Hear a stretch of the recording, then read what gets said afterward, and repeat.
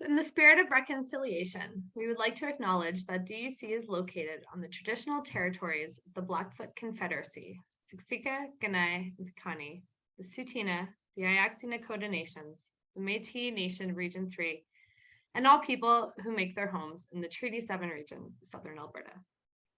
Hello, everyone, and welcome to Decentralized Energy Canada's Regulatory and Policy Analysis webinar. This is the second of our Policymaker Engagement Sessions.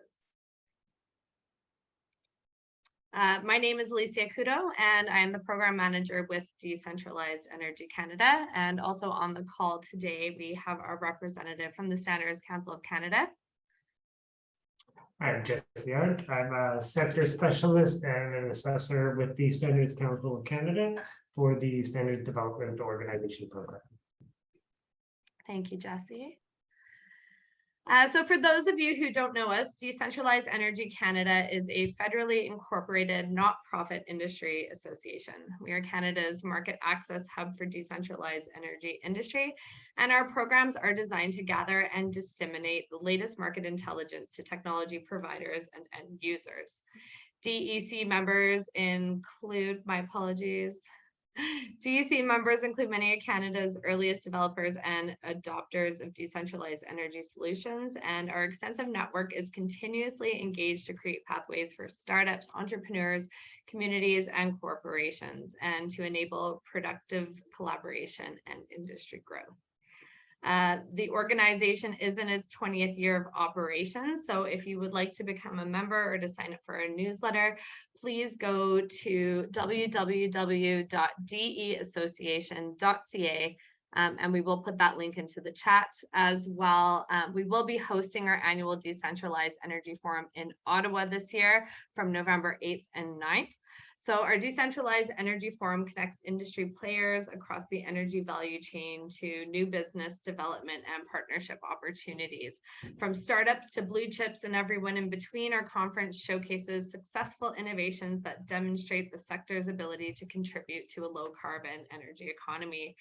The goal is to accelerate the adoption of these innovations and to integrate them into real life projects. So participation in this event and to gain access to Canada's most well-connected energy association. And if you'd like to register for this event, you can please go to deforum.ca, and we will also just drop that into the chat here quickly for your reference before we move on to the next section here. I'll just put that in there really quickly. I apologize, it's just Jesse and I on the call today, so we're trying to do it all. So this is DEC website, and this is the link to our forum page. Wonderful. Perfect. So since 1970, the Standards Council of Canada has been a leader in Canada's voice on standards and accreditation on the national and international stage. They drive collaboration and build relationships, promote Canadian priorities, and connect stakeholders to global networks and resources. Everything they do is aimed at improving Canadians' quality of life and economic prosperity. I'm going to hand the floor over to Jesse as well, and he can maybe elaborate a little bit more on the Standards Council of Canada, who they are, what they do, and why they're involved with this project. Yeah, thank you very much.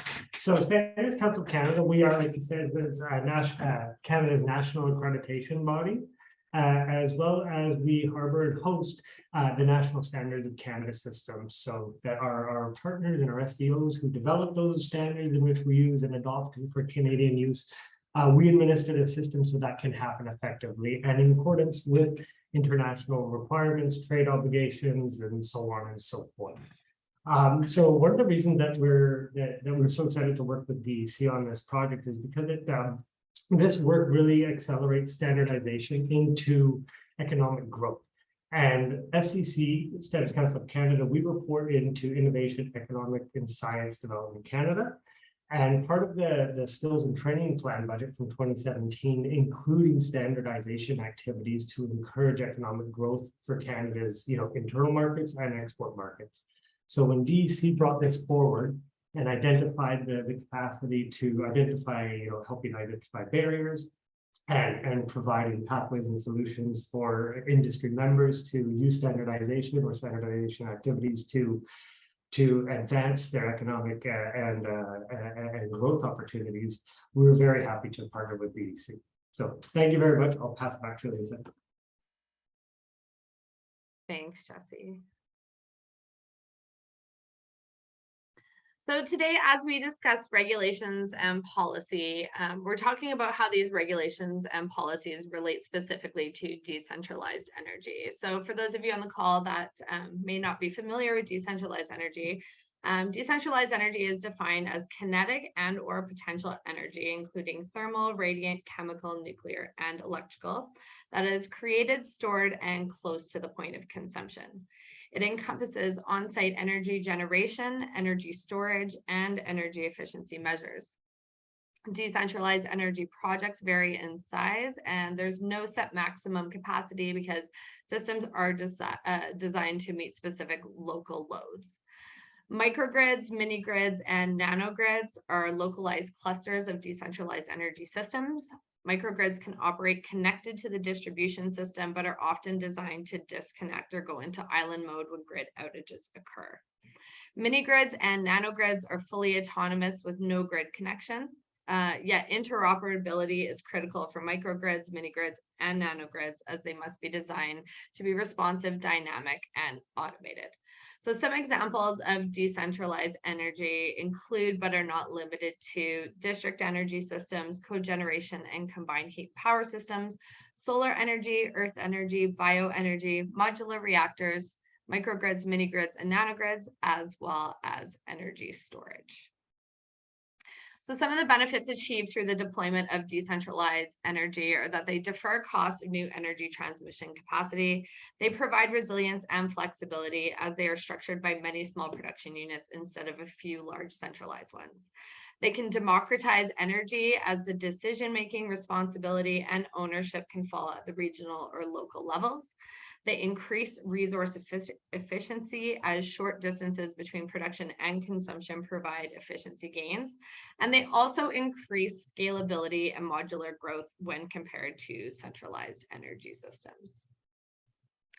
Some of the main drivers of decentralized energy adoption are global commitments to emission reductions, challenges of traditional electrical grids, rise of prosumers who are consumers that produce their own energy, the digitalization of utilities, the lower cost of renewable energy and energy storage, extreme weather and natural disaster events, and also the electrification of society as we move towards net zero. And some of the barriers to implementation are the lack of government support for market research and accessibility. So there's very little government funding invested in the development of publicly available market research for the decentralized energy industry and the accessibility of this information to be disseminated to the public. The challenges with the traditional economic models of energy. So the way electricity is produced, distributed, and traded via energy technologies is changing in response to the shift to decentralized energy. So therefore, the valuation of aggregation is required. We also have the traditional utility models that pose some challenges. So traditional utilities are facing, challenges because change is coming. So anyone who can own a generation system, we need to move beyond the electron business models. And this could be provided with more progressive utilities that pivot in response to market transformation. And then, of course, there's also navigating standards. So standards and best practices are spread out, and the need for clear and accessible standards are required.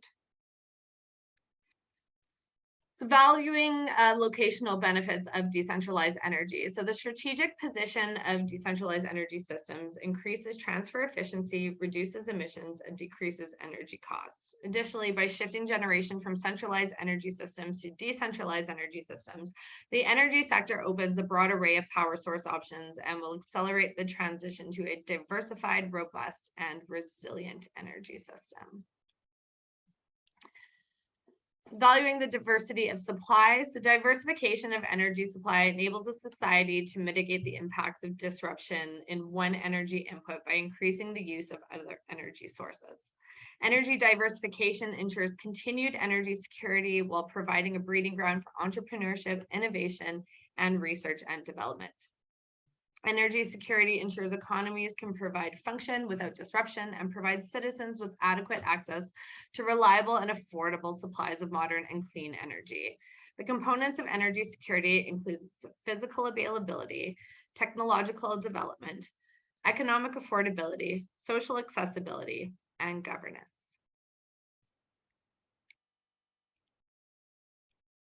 Sorry, I don't know why all my slides just swung back that way. There we go. And so some complementary industry trends that are happening right now. So rebuilding infrastructure with resilient design principles is key to ensuring that natural disasters will no longer further hinder communities. And given the wreckage that extreme weather events can cause, insurance coverage is unsurprisingly becoming more expensive. So it is expected that insurance companies will begin to adapt their policies to accommodate resilient rebuilding strategies. Climate action is in the air, and at COP26, Canada pledged to reduce methane emissions, cap all oil and gas emissions, reduce vehicle emissions, and set a global price on carbon. This pledge will dictate how Canadian communities and municipalities adopt net zero targets to support these commitments. Microgrids are used to increase energy efficiency, reduce power disruptions, and to mitigate the consequences of outage when they do occur. So they may also make economic sense, particularly supported by the right policies and technology, and can deter capital costs for transmission infrastructure. During power outages, energy storage can greatly increase the welfare and resilience of a community. Energy storage options that demonstrate the lowest ecological footprint and net zero emissions will be the main focus of investor interest in the future. And currently, energy efficiency holds a heavy weight in the industry. So digital technologies can gather data and offer real-world solutions that help to optimize systems interoperability and increase energy efficiency. Digital transformation has an immense potential to unlock $1.3 trillion of value in the electricity sector in the coming years. And we live in a linear take-make waste system where virgin materials are often cheaper than the cost of repair and reuse, which creates an inordinate amount of waste. So an emergence of industry standards that support circular economy are required for the decentralized energy sector. So a bit about the history of this project. So DEC began this project with the Standards Council of Canada back in September of 2021. And the objective of this project is to develop a standards and policy roadmap to identify strategic relationships with relevant standards development organizations, to seed new work, mitigate duplication, collaborate, and influence the standardization landscape in the energy sector to meet Canadian decentralized energy priorities. So this is a two-prong project, but the main outcome of this half of the project is to produce a sector-specific standard and policy roadmap, which will be completed by the end of 2022. The second part of this project is to publish an industry-focused terminology technical specification in which we are currently in the process of working with the CSA group. So they're the group responsible for the Canadian Electrical Code. So the purpose of this regulatory analysis is to report on the current policy, regulations, and legislation surrounding decentralized energy in Canada, and to identify any challenges and barriers to its implementation. So the benefit of conducting this analysis is to inform the roadmap development work that is scheduled for phase 3, which is the next phase of this project. So from this, we can identify the gaps in policy and create a greater emphasis on the role that decentralized energy needs to play in achieving sustainable development goals in Canada, and through the adoption or creation of standards that feed into Canada's regulatory process. So the development of the standards and policy roadmap has been tackled in a 3-phase approach. So phase 1, which was completed through the fall and winter of last year, provided a landscape review of the Canadian standards, which are currently adopted, of which the most valuable document is the Canadian Electrical Code, in particular Section 64, Renewable Energy Systems, which provides direction for the installation of specific equipment such as inverters, stationary fuel cell systems, small and large wind systems, micro hydropower systems, hydrokinetic power systems, and also storage batteries, and also includes general requirements that apply to each of these systems. So phase 2 began earlier this year, and the results of this phase are the subject matter of today's webinar. So for this section of the project, we looked at regulations and policies that relate to decentralized energy in Canada. As mentioned, phase 3 will be the culmination of the first 2 sections of this project, in which gaps have been identified from both the standards landscape scan as well as the regulatory and policy review. And we will look to identify standards that may have been created by international standards development organizations for adoption in Canada to fill those identified gaps. And if we can't find those, there may be a potential for Canada to create some of our own standards surrounding sustainable development, the energy transition, and the inclusion of decentralized energy in the country. So kind of for the real technical part here in the scope of analysis. So I just wanted to take a moment to provide some definitions around what is a policy, what is an act, regulation, a code, and a standard. Because sometimes these words are used interchangeably, but really they are 5 completely different things. So a policy is a set of statements of principles, values, and intent that outlines expectations and provides a basis for consistent decision-making and resource allocation in respect to a certain issue. So policies are one of the chief tools of governments, but they are only documents and they're not law. So policies can lead to new laws. However, they are just kind of a set of guidelines, as an easy way to say that.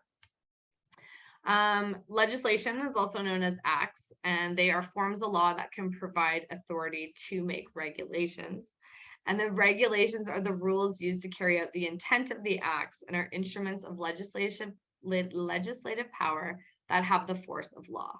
So regulations contain more specific guidelines than the acts do. And we'll talk a bit about that more later. So code is a set of rules that serve as a generally accepted guideline recommended for the industry to follow. They exist for the purpose of safety, quality control, or some other benefit. For example, electrical codes exist to ensure system reliability and that building occupants are safe from shock risks. On its own, a code is not a law that must be followed, but can be adopted into a law or included in a business contract. Each code specifies the minimum acceptable requirements for a process or for the performance. Codes may incorporate or refer to existing standards or specifications. And so a code will tell you what you need to do, and a standard tells you how to do it. So a standard is a document that provides a set of agreed upon rules, guidelines, or characteristics for activities or their results. Standards establish accepted practices, technical requirements, and terminologies for diverse fields. Most standards aim to achieve an optimum degree of order in a given context. Because they're easy to recognize and reference, standards enable organizations to ensure that their products or services can be manufactured, implemented, and sold around the world. So a unique component of this work that we are doing with Standards Council of Canada is the consideration of the United Nations Sustainable Development Goals and the global movement towards net zero energy. So for this project in particular, we are looking to identify SDG 3, good health and well-being, SDG 5, gender equality, SDG 7, affordable clean energy, SDG 8, decent work and economic growth, SDG 9, industry, innovation and infrastructure, 10, reduced inequalities, 11, sustainable cities and communities, number 12, responsible consumption and production, 13, climate action, and SDG number 17, partnership for the goals. Some notable synergistic Government of Canada commitments are the Clean Electricity Standard and the commitment to net zero 2035, critical minerals strategy, Canada's new 2030 emission reductions plan, the 2020 model codes, including net zero ready standards by 2030, and just transition strategy, workforce retooling, diversification and diversity and inclusion, and community engagement. So energy policy and regulations play a key role in aiding an equitable energy transition and intersect with many other areas. Policy can be complex, and misinformation and misalignment to social benefits are major barriers to progress. A substantial gap that must be addressed is the integration of sustainable development goals such as affordable and clean energy, reduced inequalities, and responsible consumption and production into energy policy. An important knowledge gap relates to the full life cycle of energy in its various forms, and another knowledge gap includes the relationship between electrification and energy efficiency policies, and also includes housing justice issues. And decentralized energy technologies are undergoing rapid change and accelerated market uptake. Technology innovations combined with the global adoption of sustainable development goals is triggering a need to redesign energy policy and related regulations. So in Canada, energy is managed at the provincial and territorial levels. However, the federal government has jurisdiction over the following elements as it relates to energy resources in Canada. So resource management on frontier lands, nuclear safety, interprovincial and international trade, transboundary environmental impacts where federal lands, investments, or powers apply, codes, standards, and labeling relating to conservation and demand, as well as other policies of national interest. So federally, the Canadian Energy Regulatory Act is the legislation that establishes responsibility of the federal government to ensure that pipelines, power lines, and offshore renewable energy projects within Parliament's jurisdiction are constructed, operated, and abandoned in a safe and secure manner that protects people, property, and the environment. So additionally, it also defines the Government of Canada's commitment to achieving reconciliation with Indigenous peoples through renewed nation-to-nation, government-to-government, and Inuit Crown relationships based on recognition of rights, respect, cooperation, and partnership, along with its commitment to implementing the United Nations Declaration on the Rights of Indigenous Peoples. The Pan-Canadian Framework on Clean Growth and Climate Change is Canada's national policy that dictates emission targets, including carbon pollution pricing, and provides measures to achieve reductions across all sectors. It aims to drive innovation and growth by increasing technology development and adoption, and also includes actions to advance climate change adaptation and build resilience to climate impacts across Canada. This plan was developed in collaboration with provinces and territories and through engagement with Indigenous peoples. The priorities of the Pan-Canadian Framework on Clean Growth and Climate Change are the reduction of greenhouse gas emissions, to increase energy security, Indigenous participation, coal phase out, green infrastructure, and renewable energy. The approach to electricity includes increasing the amount of electricity generated from renewables and low-emitting sources, connecting clean power with places that need it, the modernization of the electricity system, and reducing our reliance on diesel while working with Indigenous peoples and northern and remote communities. So in Canada, the regulatory frameworks differ depending on the particular province or territory. Provincial regulators have jurisdiction over the province's energy generation, intra-provincial transmission, distribution, retail pricing, and wholesale markets. The wholesale electricity markets in Alberta and Ontario have unbundled and a separation of functions as it relates to generation, distribution, transmission, and retail, and have quite strict requirements, whereas provinces in which crown corporations dominate tend to have fewer requirements or regulatory frameworks in place. The heavy provincial and territorial ownership of Canadian electricity assets has a limiting effect on the role the federal government has, and in particular, the federal regulation on interprovincial electricity transmission and electricity exports. Provincial electricity regulators generally regulate on a public utility basis in relation to the non-competitive aspects of their market, which requires certificates of public convenience and of necessity, or similar approvals for asset creation or facility expansions. This controls the terms and conditions of service between the regulated utilities and their customers. And because of this, energy regulation and policy are developed at a provincial and territorial level. So provinces and territories are responsible for the resource management within provincial borders, interprovincial trade and commerce, interprovincial environmental impacts, generation and transmission of electrical energy, and conservation and demand response policies. Each region is bound by the provincial rules and regulations, which create the parameters by which these policies are written.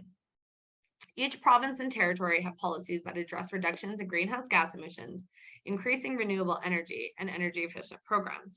Additionally, some policies also have an inclusion of Indigenous participation with regard to the development of decentralized energy. However, not all provinces and territories include these metrics.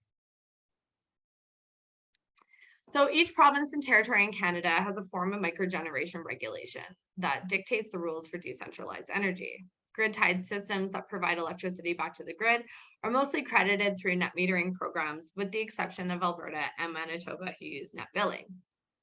So although people often use these terms, net metering and net billing, interchangeably when talking about green energy, these two phrases are not actually synonymous. So a net metering system refers to an energy consumers generate for themselves via solar panels, wind turbines. And each billing cycle, similar to the concept of banking and use data on a cell phone plan, customers send excess electricity back to the utility and accumulate kilowatt hour credits when their system generates more energy than their home or business can use. So customers then get charged based on their net usage of kilowatt hours at the end of each billing cycle. Whereas net billing also allows green power users to offset the retail electricity purchases. So however, under net billing systems, customers can sell any excess electricity they generate back to the utility company at a predetermined price.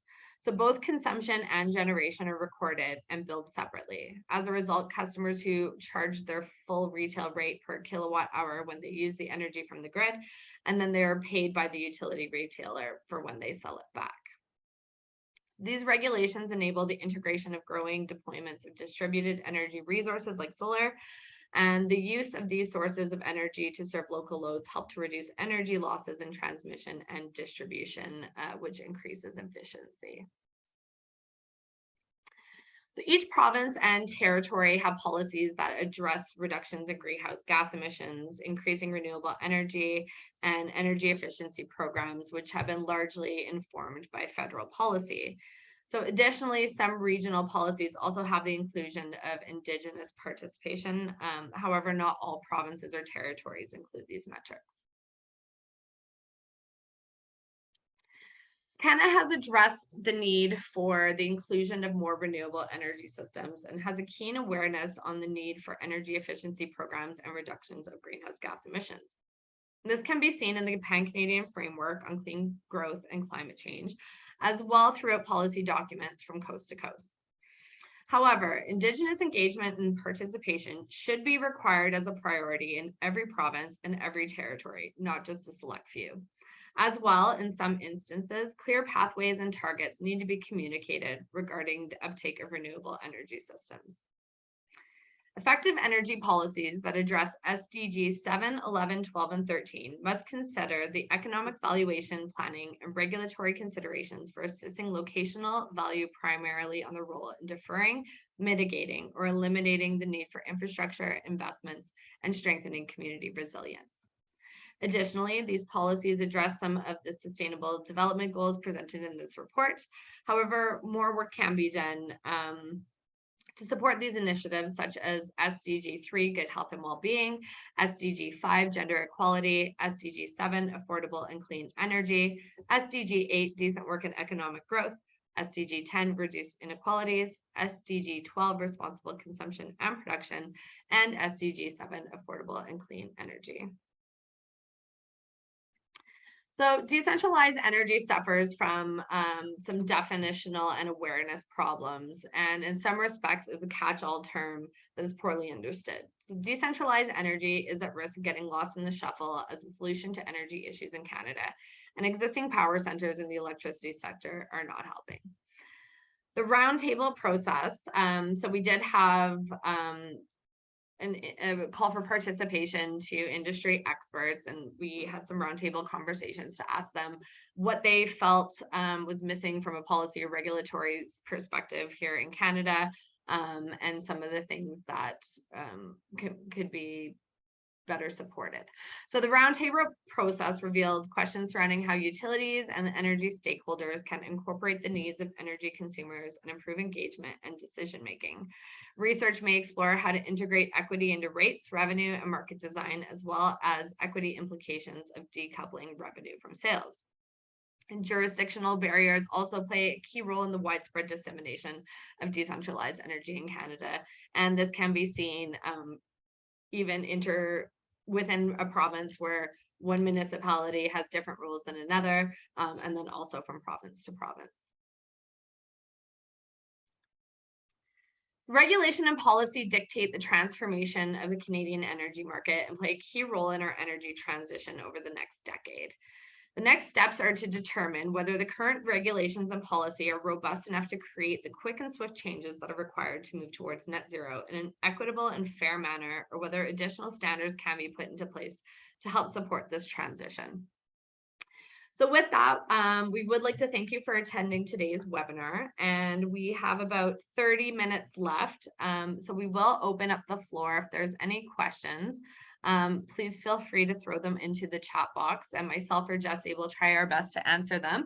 And so basically, we're going to take our findings from our phase 1 standards landscape scan as well as the regulatory scan. And in phase 3, we are going to hand it over to a steering committee of industry experts to take a look at the findings and then determine exactly where there might be gaps to fill, and looking at international organizations to see what has already been created, and then to determine whether or not those are going to be robust enough, or if we need to continue on and develop our own here. Jesse, if you wanted to maybe give a little bit of an update on how standards are developed versus adoption here in Canada, might be a nice little segue into that. Yeah, exactly. Thank you very much. So for standards development and standards adoption, those are both part of our role at the SEC. I always say that we're the skeleton, and then our standards development organizations are the muscles of the in the organization. We really function with each other. So as often as possible, you know, it's a bit of a Canadian idea, and certainly a train of thought within the SEC. We want to adopt international standards if they meet our needs. Why would we go ahead and reinvent the wheel? So all of our accredited standards development organizations have the capacity to, adopt international standards. You know, the obvious ISO and IEC, of course, are on our list, ITU, but also, any other style of international document that may be appropriate for Canada. We can facilitate those adoptions. And then if those adoptions don't exist because they simply don't meet the needs of Canada, then our standards development organizations, a few of which are represented on this call here, are very capable of developing technical communities that have Canadian representation, and they can develop those standards in order to meet the requirements of Canada. And they can publish them and sell them, and they can cite them in all the codes and regulations that they wish. And then what the SEC does in both of those situations is we maintain oversight to ensure that those documents are, adhering to international best practices, and that they're well maintained, that they're being kept current, and that they're going through appropriate rigor with respect to development and reducing gray barriers, eliminating patents wherever possible. So many types of different things, and everybody wants to see a good trade policy. So that's really what we do. But at the end of the day, an international standard adopted into Canada and a Canadian national standard, they're both supposed to be doing the same thing. It's just a matter of, is one already available on the shelf we can go pick, or do we need to sit down and make one ourselves? So that's a bit of the difference between the two options, but they have the same output.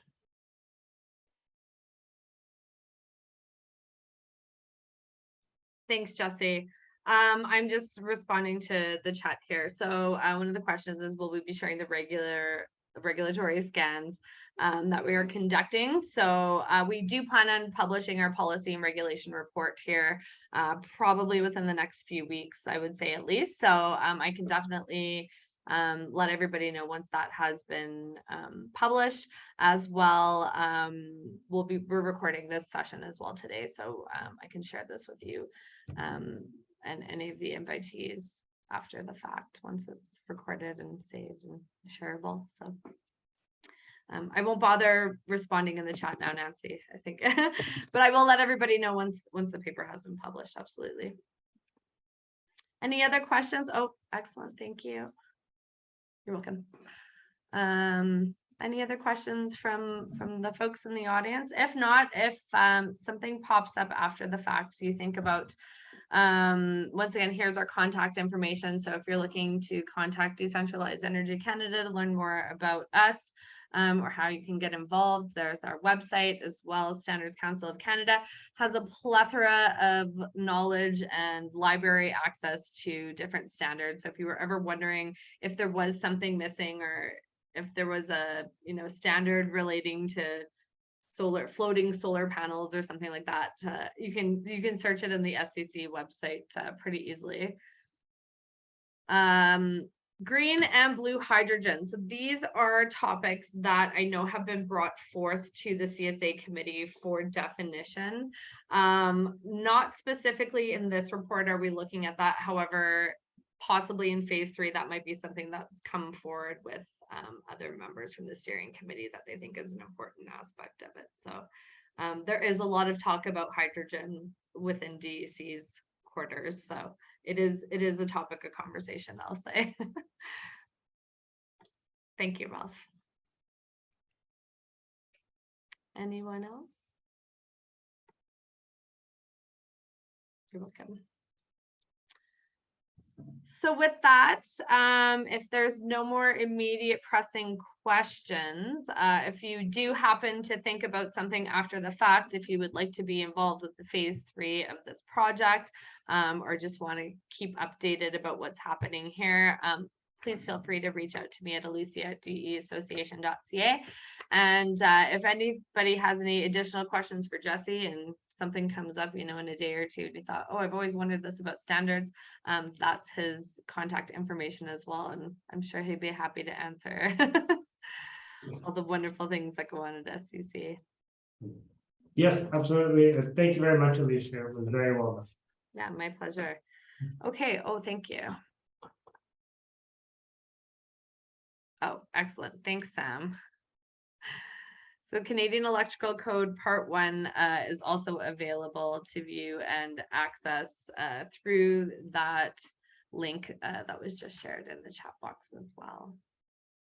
And as mentioned, the CSA group is managing the National Technical Specification on Decentralized Energy. So that project is well underway, and it's excited once we have the results of that venture as well. We will share that with our membership at DEC as well.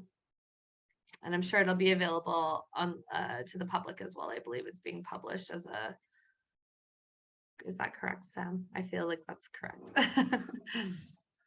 It will be published as a, yeah, published as a free content for anybody that's looking for that. Yeah, wonderful. Perfect. Good resource for educators or anybody that's new to the industry, or those who just want to learn more about it as well. So excellent. Okay, well, I did expect a bit more of conversations happening, but thank you for your time today. We really appreciated popping in and listening to the results of our phase 2 of this project. So once again, my name is Alicia Kudo. I'm the program manager at Decentralized Energy Canada. Once again, please feel free to reach out to me if you have any additional questions or comments, or would like to be kept in the loop about our policy work. Jesse, is that a clap or is that a raise a hand? I think it was a clap. That was a clap. Okay, good. Okay, wonderful. So with that, I suppose we will sign off for the day and give you 20 minutes back in your day. And thanks again, everybody.